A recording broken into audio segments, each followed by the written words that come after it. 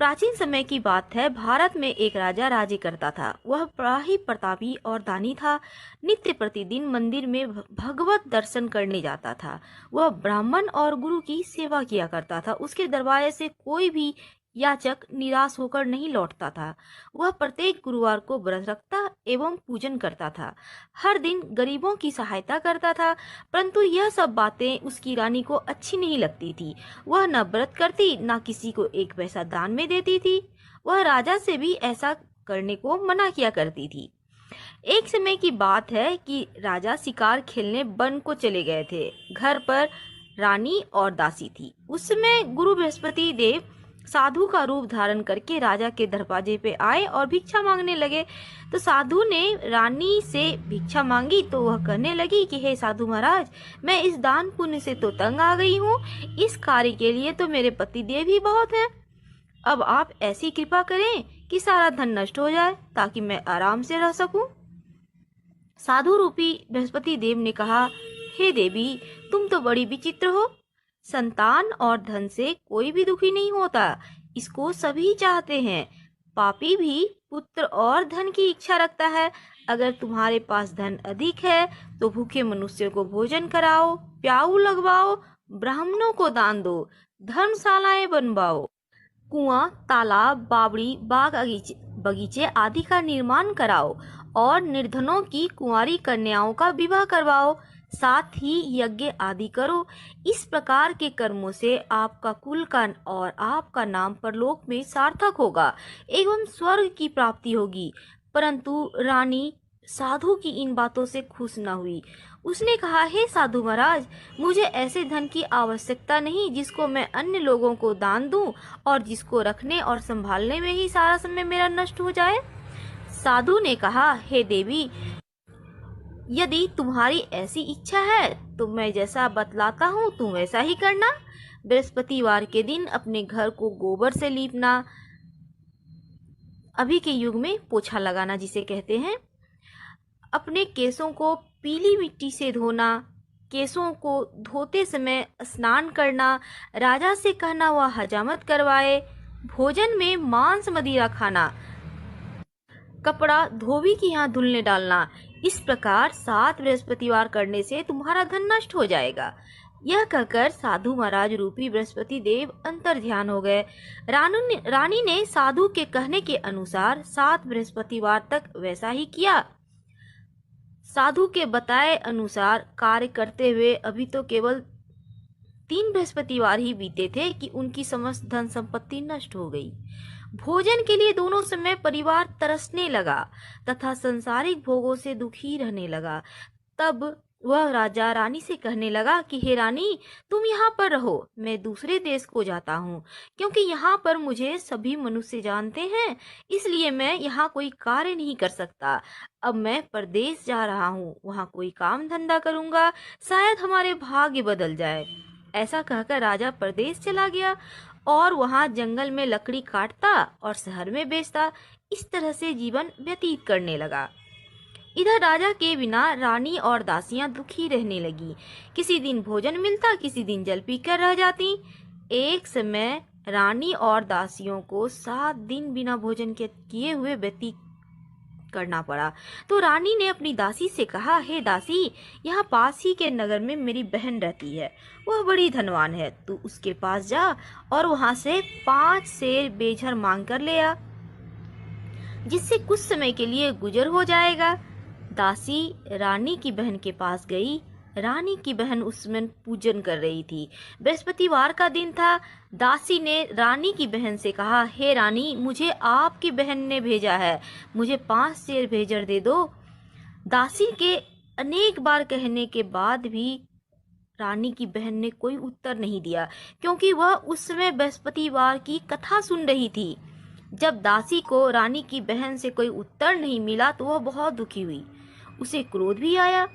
वह लौटकर रानी से बोली, हे रानी, आपकी बहन को बहुत धनी स्त्री है, वह छोटे लोगों से बात नहीं करती। मैंने उससे कहा तो उसने कोई उत्तर ही नहीं दिया, मैं वापस चली आई।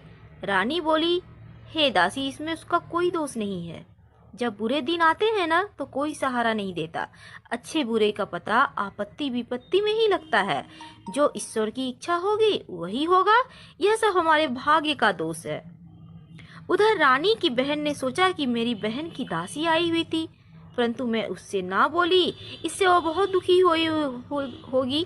अतः कथा सुन भगवान विष्णु का पूजन समाप्त कर वह अपने बहन के घर आ गई और कहने लगी, हे बहन, मैं बृहस्पति देव की व्रत कर रही थी, कथा सुन रही थी। तुम्हारी दासी हमारे घर गई हुई थी, परंतु जब तक कथा होती है तब तक हम लोग न उठते हैं न बोलते हैं, इसलिए मैं नहीं बोली। कहो, तुम्हारी दासी क्यों गई थी? रानी बोली, बहन, हमारे घर में अनाज नहीं था। वैसे तुमसे कोई बात तो छिपी हुई नहीं है, इस कारण मैंने दासी को तुम्हारे पास 5 सेर बेझर लाने के लिए भेजा था। रानी की बहन बोली, बहन देखो, बृहस्पति देव सभी की मनोकामनाएं पूर्ण करते हैं। देखो, शायद तुम्हारे घर में अनाज रखा हो। यह सुनकर दासी घर के अंदर गई तो वहां उसे एक घड़ा बेझर मिल गया। दासी को बड़ी हैरानी हुई, क्योंकि उसने एक एक बर्तन देख लिया था। उसने बाहर आकर रानी को बताया तो दासी अपनी रानी से कहने लगी, हे रानी, देखो, वैसे हमको अब जब अन्न नहीं मिलता तो हम रोज ही व्रत करते हैं। अगर इनसे व्रत की विधि और कथा पूछ ली जाए तो हम भी उसे किया करेंगे। दासी के कहने पर रानी ने अपनी बहन से बृहस्पतिवार व्रत के बारे में पूछा। उसकी बहन ने बताया, हे रानी बहन, बृहस्पतिवार को सूर्योदय से पहले उठ जाएं, स्नान करके बृहस्पतिवार का व्रत करना चाहिए, लेकिन उस दिन सिर नहीं धोना चाहिए। बृहस्पतिवार के व्रत में चने की दाल, मुनक्का से विष्णु भगवान का केले के वृक्ष की जड़ में पूजन करें और दीपक जलावें। उस दिन एक ही समय में भोजन करें। भोजन पीले कलर का होना चाहिए। खाद्य पदार्थ और कथा सुने। इस प्रकार करने से गुरु भगवान प्रसन्न होते हैं, अन्न पुत्र धन देते हैं, मनोकामना पूर्ण करते हैं। व्रत और पूजन की विधि बताकर रानी की बहन अपने घर लौट आई। रानी और दासी दोनों ने निश्चय किया कि बृहस्पति देव भगवान की पूजन जरूर करेंगे। 7 दिन बाद जब बृहस्पतिवार का दिन आया तो उन्होंने व्रत रखा। घुड़साल में जाकर चना और गुड़ मिलाई, उनकी दाल से केले की जड़ और विष्णु भगवान का पूजन किया। अब पीला भोजन कहाँ से आवे? दोनों बड़ी दुखी हुई, परंतु उन्होंने व्रत किया था, इस कारण बृहस्पति देव प्रसन्न थे। एक साधारण व्यक्ति के रूप में वे 2 थालों में सुंदर पीला भोजन लेकर आए और दासी को देकर बोले, हे दासी, यह भोजन तुम्हारे और रानी के लिए है, तुम दोनों करना। दासी भोजन पाकर बहुत प्रसन्न हुई और रानी से बोली, रानी जी, भोजन कर लो। रानी को इस भोजन के बारे में कुछ भी पता नहीं था, इसलिए वह दासी से बोली, जा तू ही भोजन कर, क्योंकि तू व्यर्थ में हमारी हंसी उड़ाती है। दासी बोली, एक व्यक्ति भोजन दे गया है। रानी कहने लगी, वह भोजन तेरे लिए दे गया है, तू ही भोजन कर। दासी ने कहा, वह व्यक्ति हम दोनों के लिए 2 थालों में भोजन दे गया, इसलिए हम और आप दोनों साथ साथ भोजन करेंगी। दोनों ने भगवान गुरु को नमस्कार कर भोजन आरंभ किया। इसके बाद वे दोनों प्रत्येक बृहस्पतिवार को गुरु भगवान का व्रत और पूजन करने लगी। बृहस्पति भगवान की कृपा से उनके पास धन हो गया, परंतु रानी फिर पहले की तरह आलस्य करने लगी। तब दासी बोली, देखो रानी, तुम पहले भी इस प्रकार आलस्य करती थी, तुम्हें धन रखने में कष्ट होता था, इस कारण सभी धन नष्ट हो गया। अब गुरु भगवान की कृपा से धन मिला है तो तुम्हें आलस्य हो रहा है।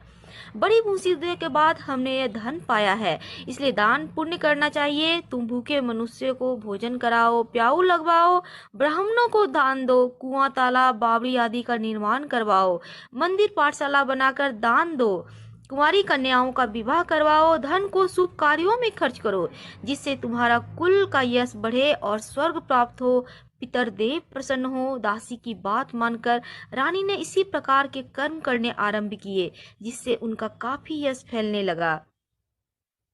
एक दिन रानी और दासी आपस में विचार कर रही थी कि न जाने राजा किस दिशा में होंगे।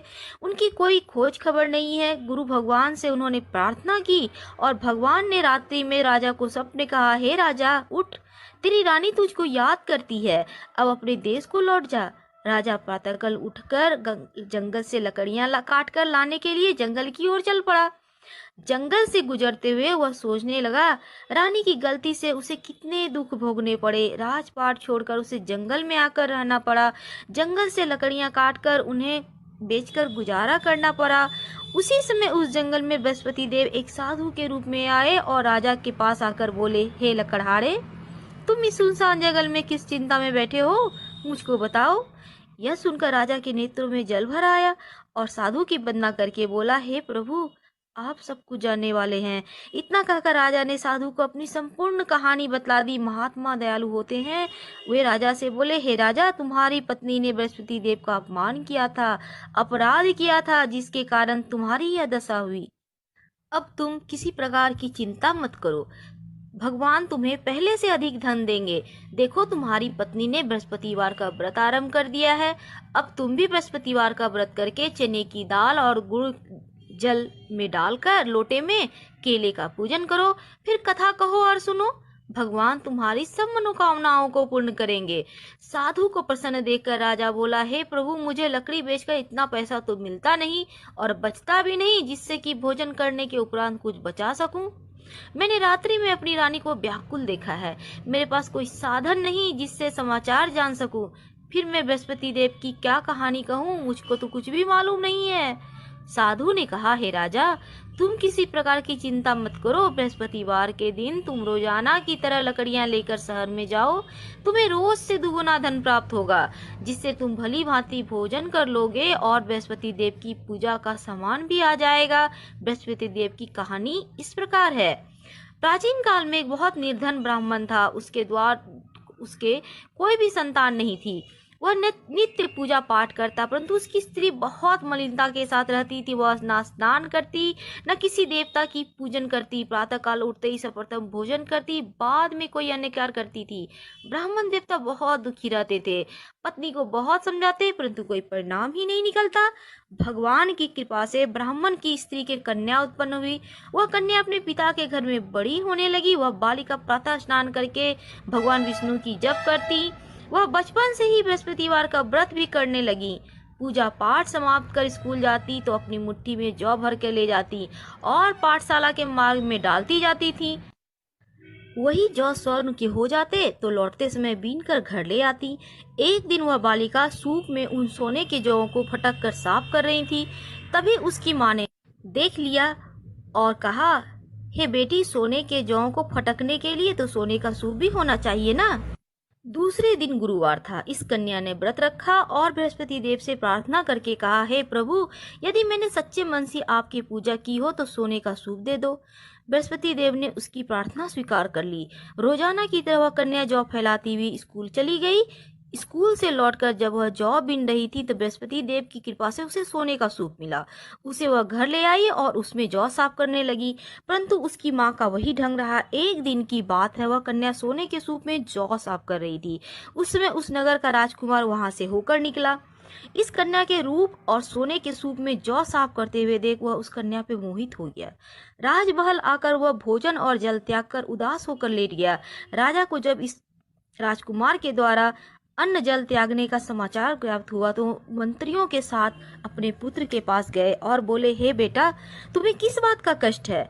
किसी ने कोई अपमान किया है या कोई कारण है तो मुझको बताओ, मैं वही करूंगा जिससे तुम्हें प्रसन्नता हो।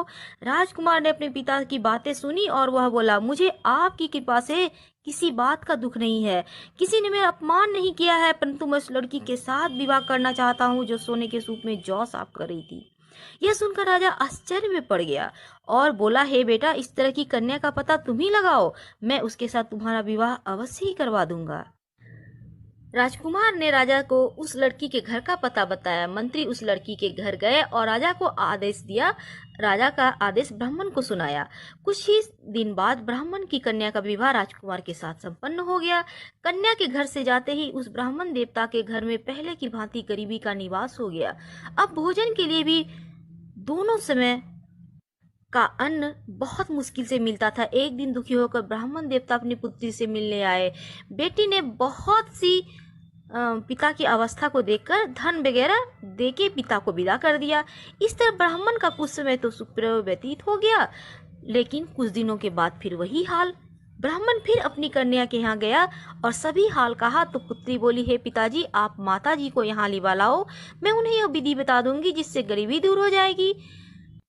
ब्राह्मण देवता अपनी स्त्री को लेकर पहुंचे तो पुत्री ने के पास राजमहल, तो पुत्री ने माँ को समझाने लगा, हे माँ, तुम प्रातःकाल उठकर प्रथम स्नादि करके विष्णु भगवान का पूजन करो तो सर्व देवता दूर हो जाएगी। परंतु उसकी माँ ने उसकी एक भी बात नहीं मानी। प्रातःकाल उठकर अपनी पुत्री को बच्चों का जूठन ही खा लिया। एक दिन उसकी पुत्री को बहुत गुस्सा आया। उसने एक रात कोठी से सभी सामान निकाल दिया और अपनी माँ को उसमें बंद कर दिया। प्रातःकाल उसमें से माँ को निकाला, स्नान करा के पूजा पाठ करवाया तो उसकी माँ की बुद्धि ठीक हो गई। उसके बाद वह नियम से पूजा पाठ करती, प्रत्येक बृहस्पतिवार का व्रत रखने लगी। इस व्रत के प्रभाव से उसकी माँ भी बहुत धनवान हो गई। बृहस्पति देवता के प्रभाव से स्वर्ग को गई। वह ब्राह्मण भी इस सुख पूर्वक इस लोक का सुख भोग कर स्वर्ग को प्राप्त हुए। इस तरह कहानी कहकर साधु देवता वहां से लोप हो गए। धीरे धीरे समय व्यतीत होने लगा। फिर वही बृहस्पतिवार का दिन आया। राजा जंगल में लकड़ी काट कर किसी शहर में बेचने गया। उसे उस दिन और दिनों की अपेक्षा ज्यादा धन मिला। राजा ने चना गुड़ आदि लाकर बृहस्पतिवार का व्रत किया और उस दिन से उसके सभी क्लेश दूर हो गए। परंतु जब अगला गुरुवार का दिन आया तो बृहस्पतिवार का व्रत करना भूल गया। इस कारण बृहस्पति देव नाराज हो गए। उस दिन उस नगर के राजा ने विशाल यज्ञ का आयोजन कराया और अपनी समस्त राज्य में घोषणा करवा दी कि कोई भी मनुष्य अपने घर में भोजन ना बनावे, ना आग जलावे। समस्त लोग मेरे यहाँ भोजन करने आवे।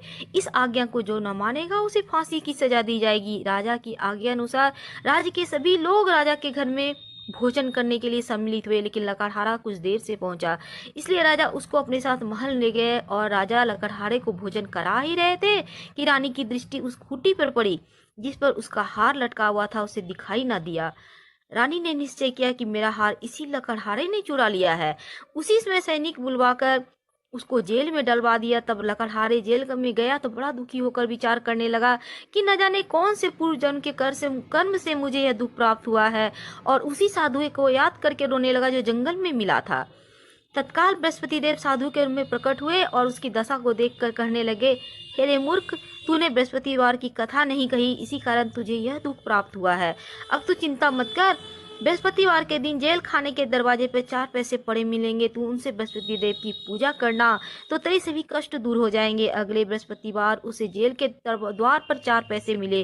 राजा ने पूजा का सामान मंगाकर कथा कही और प्रसाद बांटा। उसी रात्रि को बृहस्पति देव ने उस नगर के राजा को स्वप्न में कहा, हे राजा, तुमने जिस आदमी को जेल में बंद कर दिया है वह निर्दोष है, वह राजा है, उसे छोड़ देना। रानी का हार उसी खूंटी पर लटका हुआ है। अगर तू ऐसा नहीं करेगा तो मैं तेरे राज्य को नष्ट कर दूंगा। राजा प्रातःकाल उठा और खूंटी पर हार टंगा हुआ देख लकड़हारे को बुलाकर क्षमा मांगी और राजा के योग्य सुंदर वस्त्र आभूषण भेंट कर उसे विदा किया। गुरुदेव की आज्ञा अनुसार राजा अपने नगर को चल दिया। जब राजा नगर के निकट पहुंचा तो उसे बड़ा ही आश्चर्य हुआ। नगर में पहले से अधिक बाग, तालाब, कुएं और बहुत सी धर्मशालाएं आदि बने हुए थे, मंदिर आदि बने हुए थे। तो राजा को आश्चर्य हुआ। राजा ने पूछा, यह किसका बाग और धर्मशाला है? तब नगर के सब लोग कहने लगे, यह सब रानी और दासी के द्वारा बनवाए गए हैं। राजा को आश्चर्य हुआ और गुस्सा भी आया। जब रानी ने खबर सुनी कि राजा आ रहे हैं तो उसने अपनी दासी से कहा, हे दासी, देख, राजा हमको कितनी बुरी हालत में छोड़ गए थे, वह हमारी हालत को देखकर लौट न जाए, इसलिए तू दरवाजे पर खड़ी हो जा। रानी की आज्ञा अनुसार दासी दरवाजे पर खड़ी हो गई। जब राजा आए तो उन्हें अपने साथ महल में लिवा लाई। तब राजा ने क्रोध करके अपनी तलवार निकाली और पूछने लगा, बताओ, यह धन तुम्हें कैसे प्राप्त हुआ? तब रानी ने बताया, हमें यह सब धन बृहस्पति देव की व्रत के प्रभाव से प्राप्त हुआ है। राजा ने तब निश्चय किया कि 7 रोज बाद तो सभी बृहस्पति देव की पूजन करते हैं, परंतु मैं रोजाना ही दिन में 3 बार कथा करूंगा और रोज ही व्रत किया करूंगा।